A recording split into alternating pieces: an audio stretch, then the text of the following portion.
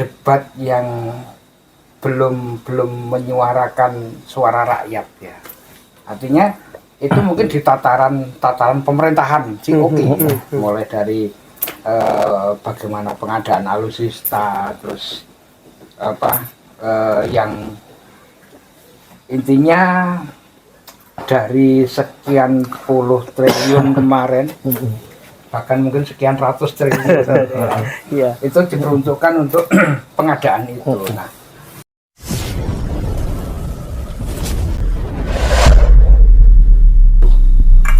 ayo ngopi sih. Oh, ngopi. Alhamdulillah. Kopinya mau habis, tapi tetap diskusi berjalan. Oke, selamat malam teman-teman semuanya, kembali lagi kita di sini ya sama Rindi Alvaro Channel dan juga MGB Ribbon, Mbah Gabut Ribbon Channel.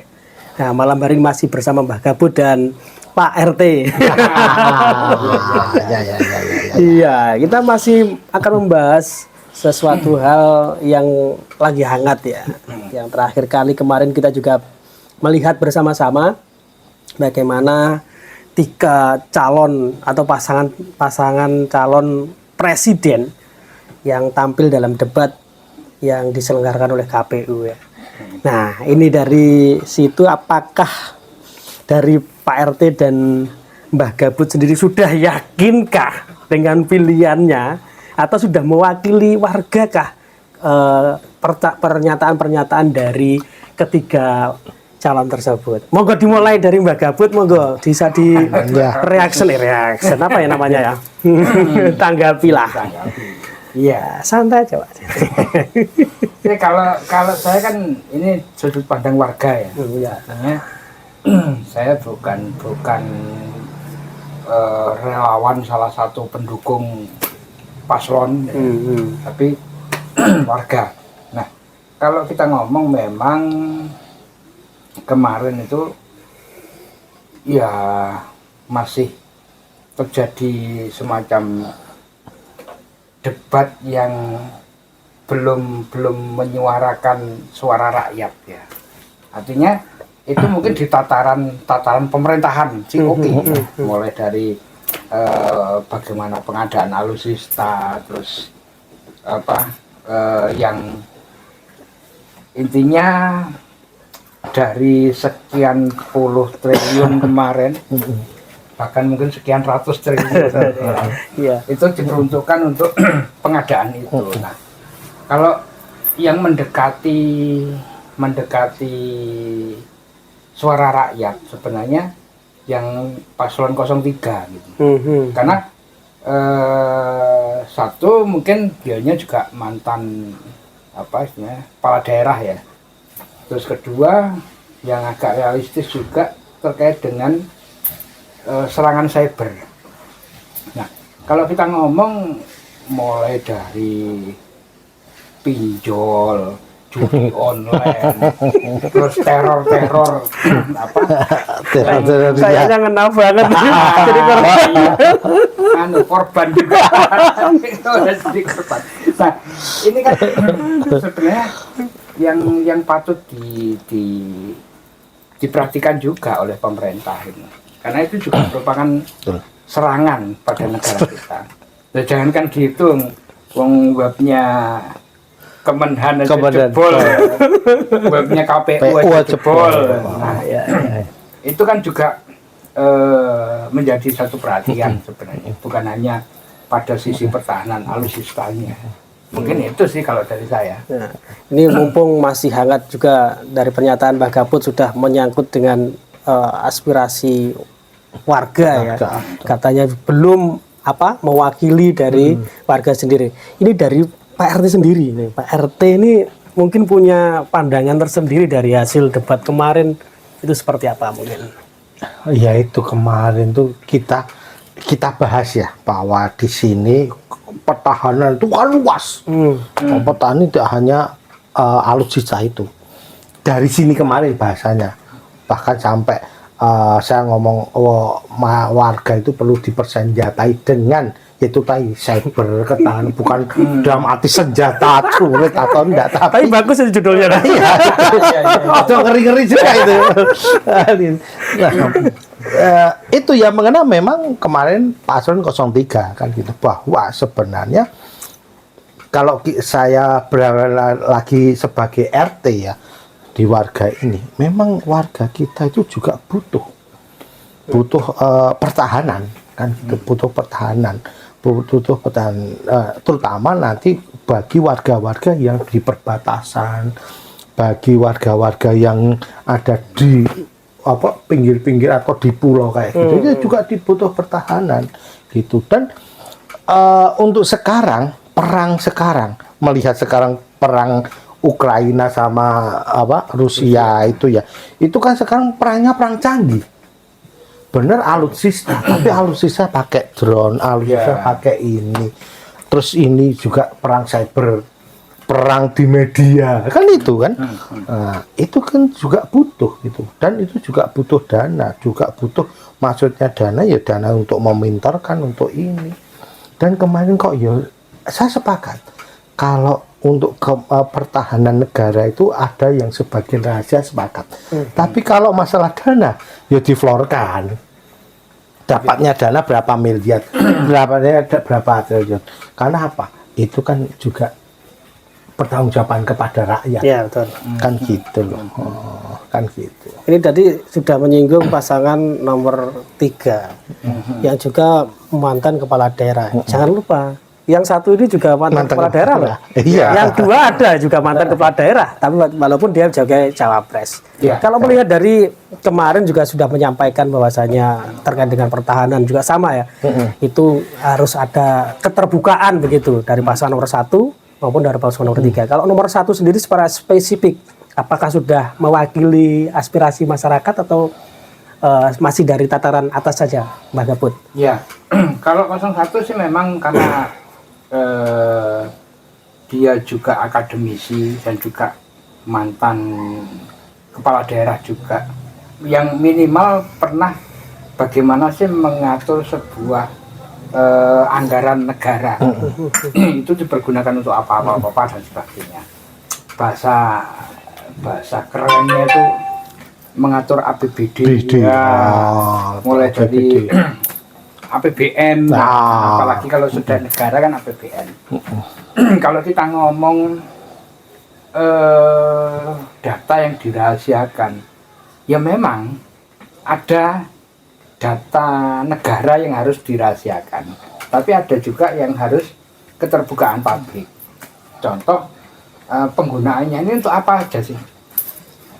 Dengan nominal yang segitu besar, itu kan minimal untuk beli pesawat tempur sekian ratus miliar misalnya, atau sekian triliun.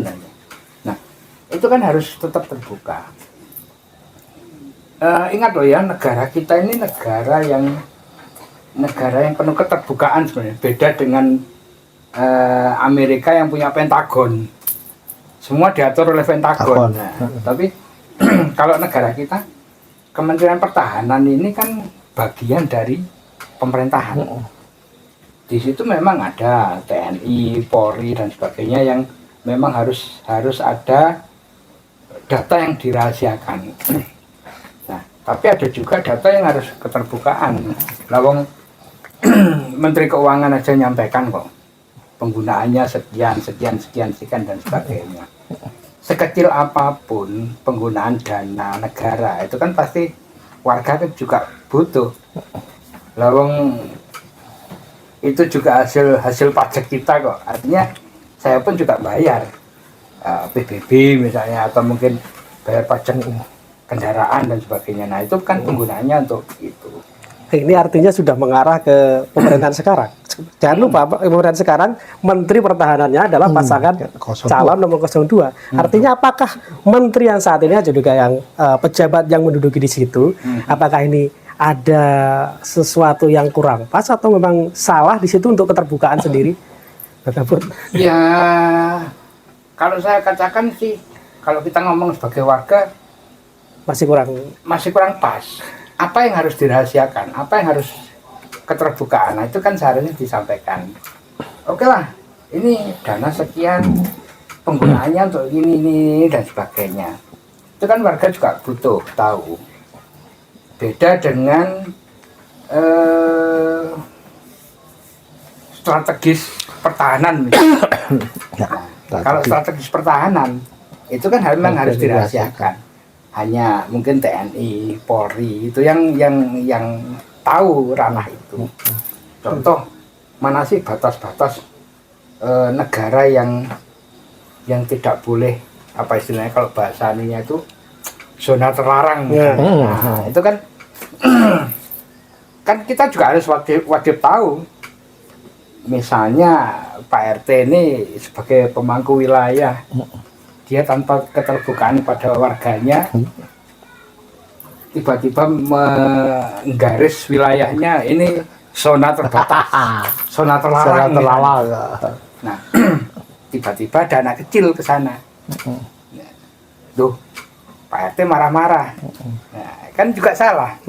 Kan seharusnya disampaikan ke warga, ini loh zona terlarang ini karena di situ mungkin banyak rumput misalnya rumput beracun misalnya atau apa yang itu memang tidak boleh warga masukkan. Kalau dari Pak RT sendiri, bagaimana warga itu bisa mengetahui, perlu nggak warga itu mengetahui keterbukaan itu, atau butuh, misalkan kalau kita di mungkin lingkungan RT butuh WA group lah, itu perlu nggak seperti itu? Enggak. Gini ya, keterbukaan tadi itu Atau perlu baliho yang besar? jadi lebih sensi ketika pelaksanaan pilpres. Waduh, coba itu keterbukaan atau pembelian senjata alutsista itu 3 tahun sebelumnya. Kan nggak jadi sensi, nggak jadi ketika dulu sejarah beli kapal selam 2 yang dari Korea, ya kan? Dari media positif semua, udah gitu. Ketika kemarin kapal selam yang tenggelam itu menggantikan itu, udah. Tapi ketika ini memasuki pilpres, jadi sensi, jadi sensi. Tapi saya sepakat bahwa apapun itu harus terbuka. Kembali ke paling kecil aja ya, bukan RT karena kita nggak dapat dana. Kita kemarin aja musrenbang tingkat kelurahan, kita hanya mengusulkan. Begitu mengusulkan dari pihak kecamatan wis warning, Pak RT nanti jangan mangkel kalau usulan ini tidak direalisasi ini. Padahal kita disuruh ke sana untuk usulan pembangunan, tapi begitu data ke sana di warning itu kan disuruh kayaknya nih kan banget lah itu. Balik lagi sekarang untuk keterbukaan itu tadi, tingkat desa dulu begitu ada dana desa, ada baliho besar untuk ini. Keterbukaan gitu isi korupsi sewakah ya kan Banyak. Yo kan ya, Apalagi dana yang triliunan. itu loh. Nah, tapi kita harus melihat kultur masyarakat Indonesia itu memang pemarah, Pak. Pemarah. Contoh diklaim ini marah ngamuk-ngamuk, meskipun itu bukan produk DE, produk daerah lain, tapi NKRI ngamuk-ngamuk.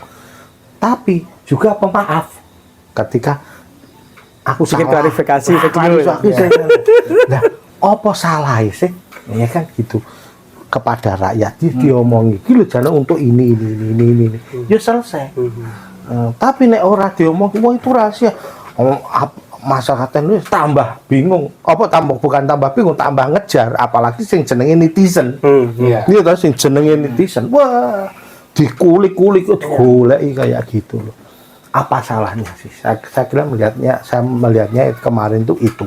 Jadi sebenarnya itu kita kemarin tuh berharap diskusinya, debatnya itu debat sing wah ngene kemarin ngono. Aku menghasilkan drone yang canggih. Nek gak mahasiswa sing hacker kuwi tak jikuki, tak kuliahkan jadi tim cyber. Harus mengarah ke situ Nah, kayak. Iya. Saya berharap kemarin tuh kayak gitu. Berikan aku 10 hacker. 10 hacker akan saya latih untuk ini. Kan ngono, Pak. Masuk. Kan ngono, Pak. Saya berharap gitu. Oh, ora terus berharap, wah, Pak Wawan, kowe duwe lahan ratusan hektar. Lah apa ngono lho, bukannya itu ngono lho. Saya berharap sebenarnya itu gitu loh. Kan gitu. Kalau melihat tadi ya, ini agak intermezzo aja. Sudah melakukan apa tadi? Rapat apa? Musrembang. Musrembang. Ya? Harusnya sih namanya Musrem jangan bangkel. ganti aja. Bangkel kan, musrem bangkel. Harusnya Musrem diganti. bangkel. Jangan musrem bangkel. Ulang jadi bangkel kan Bangkel, gitu. Pak. Iya. Nah, itu. Saya bangga, Pak. Karena apa? Disodori tuh undangan bahwa ini mesin bangkel, terus harus cepat-cepat dikumpulkan. Terus itu ada usulan ada 5 berkaitan dengan prasarana, pendidikan, terus ketahanan pangan, kesehatan, terus sama apa. Nah, saya mikir langsung usulkan depan saya ini tak kayak gedung serbaguna. Saya gitu ya pikirnya. Tapi begitu saya nyerahkan sana sama Pak Lurah, Mas, iki kok skala prioritas ini. Waduh, nek skala prioritas kalah kalau jembatan sing rusak, jalan sing rusak, kan gitu ya ning balok, Pak. Tapi untungnya Pak Lurah ya pinter juga. Mas, tapi jangan berkecil hati. Yang penting nyantol sih, Mas. Nyantol dicatat ning Musrembang. Lah aku nek wis dicatat ning Musrembang, ya toh, golek ke dana liyane. Ternyata dana lainnya itu banyak, Mas. Ada di dinas-dinas itu. Nek sampean kenalan karo anggota DPR, kenalan karo ini. Wah, ini yang nanti bisa tembusi. Ya, kita kembali ke debat capres kemarin ya. Kalau melihat hasil kesimpulannya, mungkin dari pasangan nomor 1, nomor 2, nomor 3 ya. Saya lihat memang debat di situ waktunya memang kayak terbatas ya. Cuma itu 2 menit. Itu kadang ada yang diberikan waktu untuk bertanya, tetapi malah tidak bisa menyampaikan pertanyaannya. Apakah itu perlu ditambah atau memang orangnya penyampaiannya itu kurang memanfaatkan momen itu? Menurut Mbak Gabut seperti apa?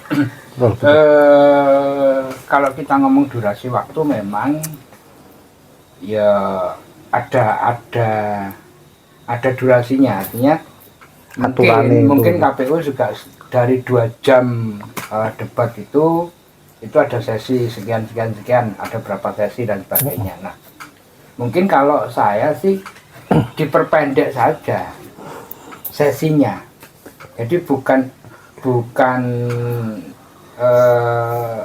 istilahnya, bukan materinya, tapi istilahnya dari sesi pertama, kedua, ketiga durasi itu dibatasi dengan istilahnya bahasa paling gampang itu pertanyaannya diperpendek, tapi waktunya yang diperpanjang. Jawabannya yang diperpanjang. Ya, waktu jawaban. Tapi kemarin itu sebenarnya juga kasihan juga ya. Masih menyampaikan, menanggapi. Harusnya memakai pertanyaan tapi menanggapi. Tapi artinya akhirnya pertanyaannya nggak tersampaikan. Kan kasihan juga sebenarnya. Apakah memang itu perlu nggak sebenarnya orang di belakangnya harus ngomong, "Kira Pak waktu bertanya." Harusnya bertanya, ojo nanggapi. Ya, mungkin nanti bisa saya perbaiki ketika saya daftar jadi KPU.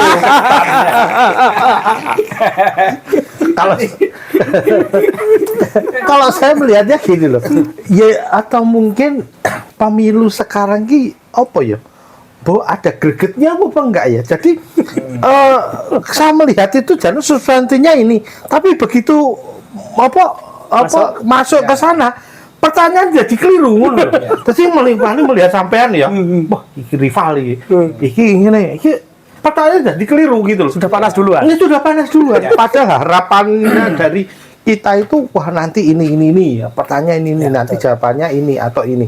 Tapi jadi jadi di sana malah jadi ngembang kemana-mana enggak atau mungkin karena didasari dengan bukan penyampaian visi misi, tapi menjatuhkan rival. Nah, betul. Jadi Jangan sampai kamu jadi juara.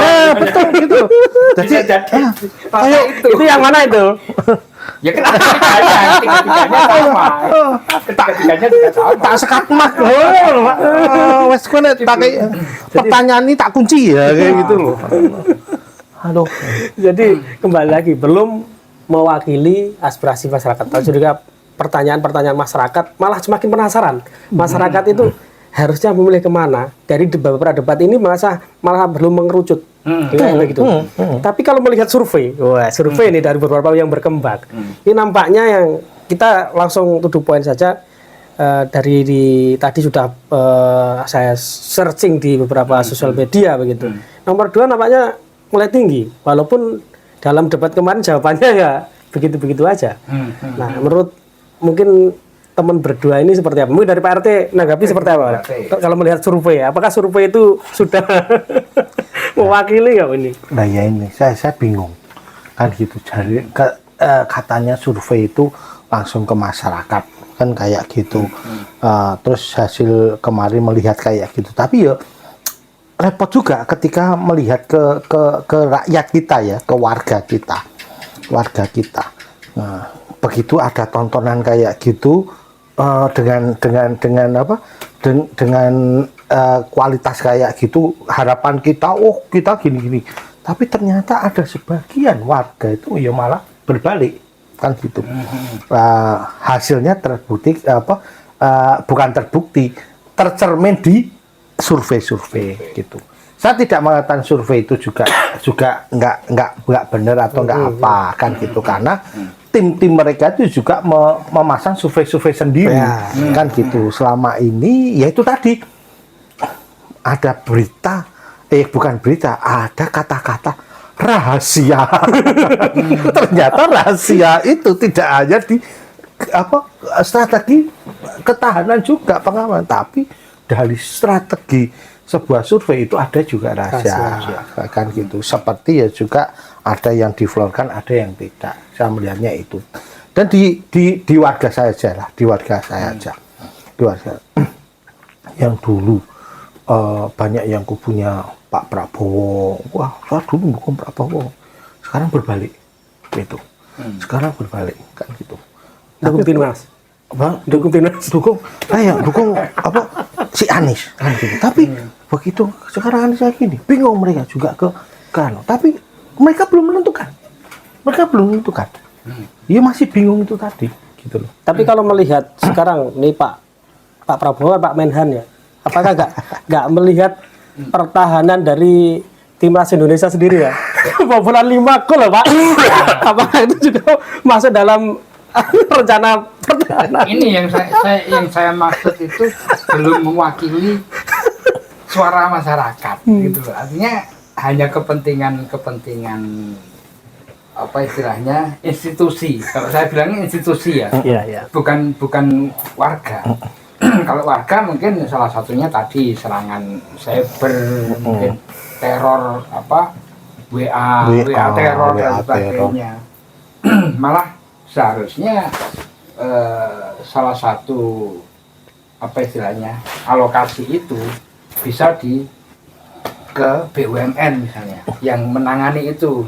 Contoh misalnya bidang telekomunikasi. Sekarang saya mau beli 10 kartu perdana berbeda-beda nomor, itu bisa dengan satu ponsel. Nah, seharusnya ini yang harus diperbaiki sistemnya. Artinya ketika saya meneror Mas Andi misalnya, memakai nomor yang sudah terregister resmi, pasti akan ketahuan ketika Mas Andi melaporkan. Oh, ternyata Koncoku dhewe. Mbak Kabut ini error. Nah,